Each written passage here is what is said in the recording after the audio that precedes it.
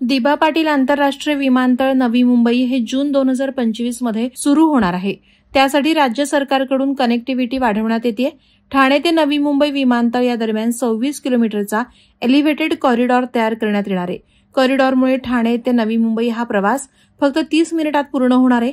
यामुळे तासभर वेळ वाचणार आहे। सध्या ठाणे ते नवी मुंबई विमानतळ या दरम्यान प्रवासासाठी 1.5 तास लागतात। नवीन 26 किलोमीटरच्या एलिव्हेटेड कॉरिडॉरसाठी सरकारकडून 8,000 कोटी खर्च केले जाणार आहेत।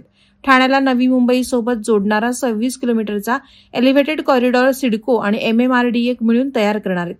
ठाणे ते नवी मुंबई विमानतळावर पोहोचण्यासाठी सध्या पाम बीच आणि ठाणे बेलापूर रोडचा वापर केला जातोय, पण या दोन्ही मार्गावर मोठी वाहतूक कोंडी असते, त्यामुळे प्रवाशांचा खूप वेळ वाया जातो।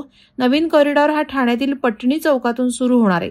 तो नवी मुंबई विमानतळाला जोडला जाणार आहे। ठाण्यातून सुरू होणारा हा मार्ग बेलापूर रोडच्या समांतर 17 किलोमीटर तयार करण्यात येणार आहे।